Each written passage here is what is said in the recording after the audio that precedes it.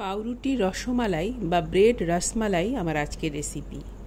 ছানা দিয়ে যে রসমালাই তৈরি করা হয় এবং আমরা দোকান থেকে অনেক দাম দিয়ে কিনে আনি, পাউরুটির এই রসমালাই কিন্তু খেতে তার থেকে কোনো অংশেই কম হবে না।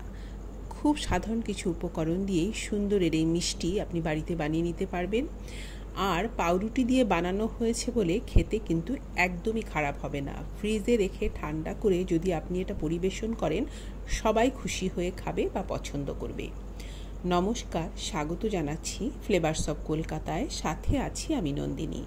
আসুন তাহলে শুরু করি আমার আজকের রেসিপি, পাউরুটির রসমালাই। আমি এখানে 3 পোয়া মানে 3 কাপ দুধ নিয়েছি। এখানে 1 লিটার দুধ নেই, 1 লিটারের থেকে একটু কম আছে। এই দুধটা আমি ফুটতে দিলাম। আর আমার যা যা লাগবে তা দেখিয়ে দিচ্ছি। এখানে আমি বড় সাইজের মিল্ক ব্রেড যেগুলো হয়, ব্রাউন ব্রেড কিন্তু নয়, ফ্রেশ মিল্ক ব্রেড নিয়েছি। একটু বড় যেগুলো হয় সেগুলো, বড়ই যে নিতে হবে তা নয়, ছোট নিলেও হবে, তবে মিল্ক ব্রেড নিতে হবে।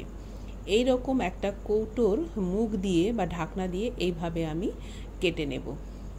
সবগুলো ব্রেড আমি এইভাবে কেটে নেব।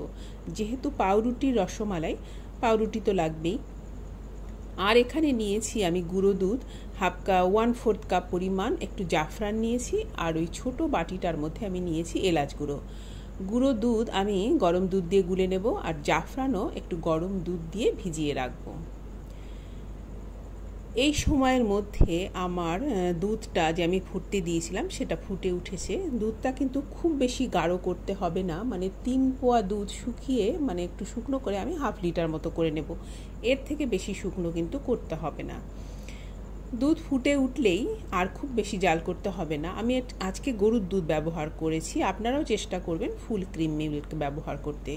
এবার আমি গুলে রাখা গরুর মিল্ক পাউডার দিয়ে দিলাম, জাফরান গুলে রেখেছিলাম দুধে সেটা দিয়ে দিলাম, এলাচ গুঁড়ো দিয়ে দিলাম। নেড়ে চেড়ে মিশিয়ে নিয়ে এখানে আমি 1/2 কাপ পরিমাণ চিনি দেব।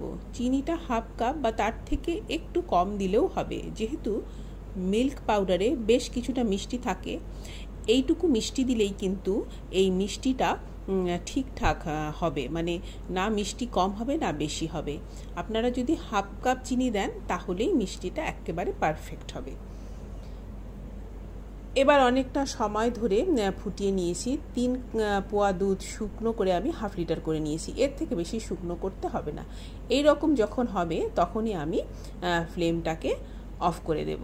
জাফরান দেওয়াতে এর কালারটা কিন্তু খুবই সুন্দর আসবে। যদি আপনাদের কাছে থাকে জাফরানটা অবশ্যই ব্যবহার করবেন। এবার এই দুধটাকে আমি ঠান্ডা করে নেব। যখন হালকা গরম থাকবে, কুসুম গরম যেটাকে বলে, তখন আমি এই দুধের মধ্যে পাউরুটিগুলো দেব।